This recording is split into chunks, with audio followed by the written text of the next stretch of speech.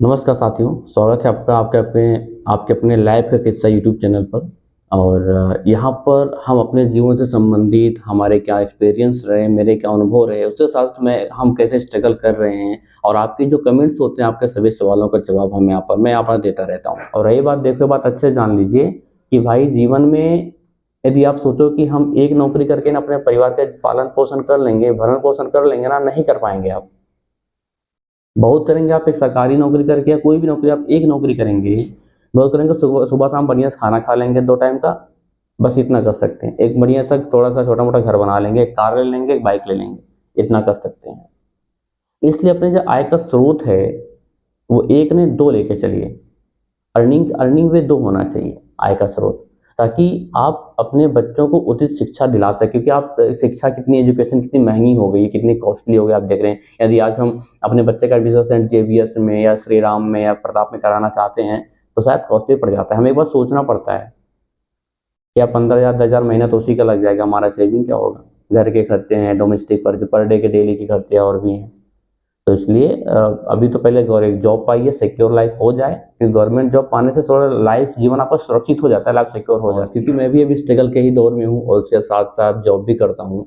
अच्छा, मेरे पास सबसे पहले वीडियो के लिंक को मैक्सिमम शेयर कर दीजिए, जितने भी आपके पास कॉन्टैक्ट में लोग हैं संपर्क में, जो कि सरकारी नौकरी के लिए यानी कि गवर्नमेंट जॉब के लिए पढ़ाई कर रहे हैं और जो जॉब पा गए हैं, प्रमोशन चाहते हैं या फिर उनके मन में कभी-कभी एक कुंठा भर जाती है। कुछ बहुत सारे द्वेष और विद्वेष की भावनाएँ आने लगती हैं, नेगेटिविटी, नकारात्मकता दिमाग में इंटरनली आ जाती है। देखिए, उनके पास ज़रूर शेयर करना, ताकि वो सब भी व्हाट इज़ स्ट्रगल, ये जो परिश्रम नहीं, अथक परिश्रम की डेफिनिशन क्या होती है, परिभाषा क्या होती है, वो ये इस बात से वो समझ सके, अपडेट हो सके। अच्छा, मेरे पास एक कमेंट आया था।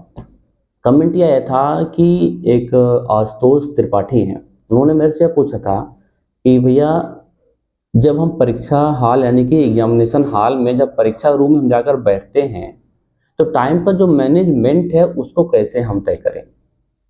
देखिए, सबसे पहली बात बताएँ, जब आप परीक्षा हॉल में जाके बैठते हैं, रूम में जिस रूम में आपको परीक्षा देनी होती है ना, क्योंकि ये चीज़ मैंने स्वयं खुद मैंने प्रैक्टिकली हैंडल करी है। जब हम परीक्षा रूम में बैठते हैं और जब प्रश्न पत्र सामने आ जाता है, ओएमआर शीट भी आ जाती है और उसके जो प्रश्न पत्र आ जाते हैं, जब उसको खोलता हूँ ना, तो पता नहीं अंदर एक अलग सी तूफान उठती है। मतलब हम घबरा जाते हैं, होपलेस हो जाते हैं। अपना जो हम सेल्फ कॉन्फिडेंस है, हमारा कॉन्फिडेंस या आपका कॉन्फिडेंस जो लेवल है ना, वो लो होने लगता है। और यही सबसे बड़ी कमी है। और जब ऐसा होता है, तो उस समय एक ऐसी स्थिति उत्पन्न होती है, एक ऐसा समय, एक ऐसी टाइमिंग बनती है कि हमें जो प्रश्न आता भी रहता है, वो भी हम भूल जाते हैं। और ऐसा होता है, बिल्कुल होता है, आप सभी लोग जानते भी हैं, है ना? आपके साथ भी ऐसा होता है जब कभी, क्योंकि मैं खुद भी जब टेट या सीटेट का एग्ज़ाम देने रूम में बैठता हूँ, ये वो पहली बार जब बैठा था, तो उस समय बताऊँ कि जब प्रश्न पत्र मेरे पास सामने आया ना टेट का, और सीटेट का भी जब दिया था, उस टाइम की भी बात बता रहा हूँ। तो जब मैंने पेपर को खोला, सील को ओपन किया, मैं अनसील किया, तो पता है मैं भी इंटरनली, मतलब जो मेरा कॉन्फिडेंस लेवल था वो डाउन होने लगा। मैं डाउन होने लगा, घबराहट से होने लगी। और ऐसे में मैंने जब पहले राउंड में प्रश्नों को देखा ना, बहुत 80% ऐसे प्रश्न थे जो आते हुए भी मैं बाउंस कर जा रहा था, आउट ऑफ माइंड हो जा रहा था। लेकिन फिर उसमें क्या है कि मैंने अपने आप को थोड़ा सँभाला। इंटरनली थोड़ा आंतरिक रूप से मैंने अपने आप को आँखें बंद किया 2 मिनट के लिए और रिलैक्स फ़ील कराया अपने आप को, खुद को, स्वयं को। फिर आँखें खोला 2 मिनट बाद और लग गया। फिर जितना मेरे पास एक्सपीरियंस था, अनुभव था, पढ़ाई का, लिखाई का, जितना मैंने पढ़ी थी, सब झोंक दिया। कुछ तो अनुभव से पेपर दिया, क्योंकि आप सभी जानते हैं कि सीटेट में पेडागोजी आती है, थोड़ा बहुत वो सब समझदारी की चीज़ें होती है। आप एज अ टीचर मानकर पेपर दोगे सीटेट का, तो पेडागोजी अच्छे से सॉल्व हो जाता है। ठीक है? तो आप भी ऐसे ही करिए, जब परीक्षा रूम में बैठिए तो बिल्कुल घबराइए मत। ये मत सोचिए, अपना मोरल को डाउन होने ही मत दीजिए। आप अपना कॉन्फिडेंस लेवल मत खोइए। और एक बात बताऊँ आपको कि सबके जीवन में समस्याएँ आती हैं। व्यक्तिगत आपके जीवन में वो प्रॉब्लम नहीं है। मेरे व्यक्तिगत जीवन में खुद समस्याएँ आती रहती हैं, आए दिन कुछ न कुछ समस्या। मैं बताऊँ, मेरे ऑफ़िस में एक राय अंकल हैं, तो उनकी बेटी है, बीटीसी की है, यानी कि डीएलएड की है और टेट क्वालीफाई हैं। अब उनकी उस बच्चे के मार्कशीट में, 10th की मार्कशीट में नाम गड़बड़ हो गया और बहुत परेशान थे। मेरे से बोले कि यार मिश्रा जी, इसको थोड़ा देखना यार, कैसे होगा बेटा, थोड़ा इसको कराओ, तुम भी तो उसी क्षेत्र में हो।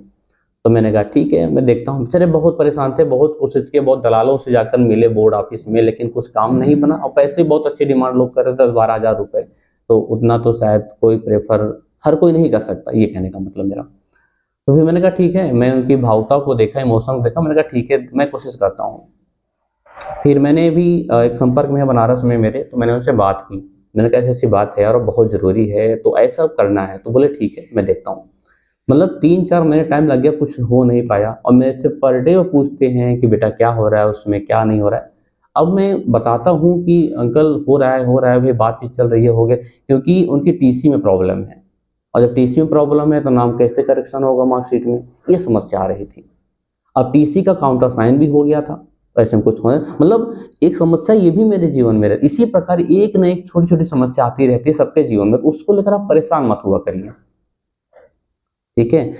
ये जीवन है, आप जानवर, हम जानवर थोड़ी ना हैं, हम भी तो इंसान हैं ना, मनुष्य ही हैं, सामाजिक प्राणी हैं हम।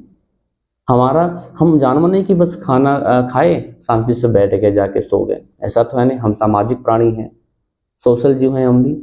तो लोगों की हेल्प करना, जितना आपसे हो सके लोगों की हेल्प करिए, लेकिन हेल्प उतना ही करिए जो कि आपके क्षमता में रहे, आपके आउट ऑफ कैपेसिटी ना हो, जो आपकी कैपेसिटी में हो सिर्फ उतनी ही हेल्प करिए लोगों की। तो अच्छा, खास बात ये है, अब जब परीक्षा हॉल में बैठिए ना, और चीज़ों को जब भी पढ़िए, नहीं कि आप 4-5 घंटे लगातार पढ़ाई करो, ऐसा नहीं है। हम कहते हैं आप 1 घंटा पढ़ो, 1 घंटा मन से पूरा ध्यान केंद्रित करके पढ़ो, और उस 1 घंटे में मोबाइल को शट डाउन करके रख दो। यदि आप मोबाइल से नहीं पढ़ रहे हो तो किताबों से, बुक से पढ़ रहे हो तो मोबाइल को ऑफ कर दो, ऑफलाइन मोड में डाल दो, ठीक है? और एक बात, जब कभी आपको लगे कि आप गलत मार्ग पे चल रहे हो ना, तो एक बार अपने माता-पिता के बारे में सोच लेना कि आपको उनसे क्या अपेक्षा है? वो आपसे क्या अभी आगे आस लगाकर बैठे हैं गाँव में, उस घर पे जहाँ से आपको वो पढ़ने के लिए शहर में भेजे हैं। तो इन सब चीज़ों को थोड़ा समझा करिए और सोचा-विचारा करिए। उसके बाद पढ़ाई में देखिए आपका अच्छा सा मन लगेगा, और कभी कोई टेंशन मत लिया करिए, कभी कोई टेंशन लेना ही नहीं है। और जब एग्ज़ाम हॉल में बैठिए ना, जब प्रश्न पत्र आ जाए तो अपने आप को सँभालिए, होपलेस मत होइए, नहीं तो आपको बहुत सारे ऐसे प्रश्न होंगे जो आपको आते हुए भी आप वहाँ गलत करके चले आएँगे। गलत गोला कर देंगे वो मार्कशीट में आप, या फिर प्रश्न ही आप नहीं समझ पाएँगे, आंसर ही आप नहीं समझ पाएँगे। तो ऐसा मत हो, होपलेस मत होइए, अपने आप को सँभाल के पेपर दिया करिए। और बता दो, टीजीटी, पीजीटी का पेपर जल्दी होगा, और आपके उत्तर प्रदेश यानी कि यूपी में भी अच्छी खासी वैकेंसी और आने वाली है। यूपी ट्रिपल एससी की आने वाली है, शारजा टीचर की भर्ती आने वाली है, समस्त विभागों को लग जाए, बेसिक, अपर माध्यमिक जो है, TGT, PGT, LT grade assistant professor की, मेडिकल टीचर्स की बहुत सारी वैकेंसी जाएँगी। तो आप लोग प्रिपरेशन करो, अच्छे से तैयारी करो। और जैसे कोई टॉपिक है, कोई सिलेबस है बहुत बड़ा है, यानी कि काफ़ी बड़ा आपको दिखता है कि यार इतना बड़ा सिलेबस है, कैसे होगा मेरे से? यार घबराओ नहीं, सिलेबस को छोटा कर लो। पता है, एक एग्जांपल देता हूँ कि आप छोटे टॉपिक्स को कैसे, बड़े टॉपिक को कैसे छोटा करके, खंड का आपको डिवाइड करके पढ़ना है। एक वर्ड है नाइटिंगेल, नाइटिंगेल मतलब बुलबुल होता है। मैं छोटा सा बचपन में छोटा सा था, तो मेरे टीचर, मैं नाइटिंगेल नहीं बोल पाता था, मैं प्रोनाउंसिएट नहीं, यानी कि उच्चारण नहीं कर पाता था नाइटिंगेल का। तो मैंने भी टीचर मेरे से बोले अच्छा प्रोनाउंसिएट करो, बोलो नाइटिंगेल क्या, नाइटिंगेल मतलब बोलो, मैं बोल नहीं पाया, बोले नाइट इंगल, मतलब 2 पार्ट कर दिया। इसी प्रकार जो बहुत बड़ा टॉपिक है उसको छोटा करके पढ़ो, बहुत बड़ा टॉपिक हो ना, उसको डिवाइड करके पढ़ो, और परीक्षा हॉल में अच्छे से शांति, दिमाग को थोड़ा ठंडा करके और शांति से पेपर दिया कर, रिलैक्स फील करके।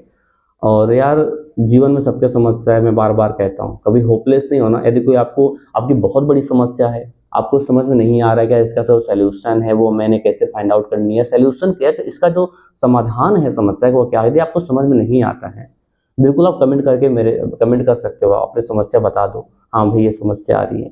शायद मेरा छोटा सा कोई सुझाव, शायद मेरा कुछ वहाँ माइंड काम कर जाए, आपको अच्छा सुझाव दे सकूँ, चाहे छोटा समझकर या बड़ा समझकर, कुछ भी उस सुझाव को एक्सेप्ट करो आप, है ना? क्योंकि देखिए ज्ञान एक ऐसी चीज़ है ना, एक्नॉलेजमेंट, जानकारी ऐसी चीज़ है जो जहाँ पर उम्र कोई नहीं, दायरा कोई सीमा नहीं होती है, कोई वहाँ पर बाउंडेशन नहीं होती हुई, इसकी उम्र बड़ी है तो ज्ञान उसके पास ज़्यादा होगा, इसकी उम्र कम है इसके पास ज्ञान थोड़ा होगा। ऐसी ऐसी बात नहीं है। जो व्यक्ति 18 ईयर्स प्लस है ना, उसे ज्ञान को कभी आप आंक नहीं सकते, बिना उससे बात किए, बिना उससे कुछ जाने पूछे। तो इसलिए अपने आप को संभालिए और अच्छे से पेपर दिए, अच्छे से तैयारी करिए। तो चलिए मिलते हैं अगले वीडियो में। कोई समस्या होगी, कुछ आपकी बातें होंगी तो आप कमेंट कर देना, जिसका जवाब मैं आपको अगले वीडियो में दे दूँगा।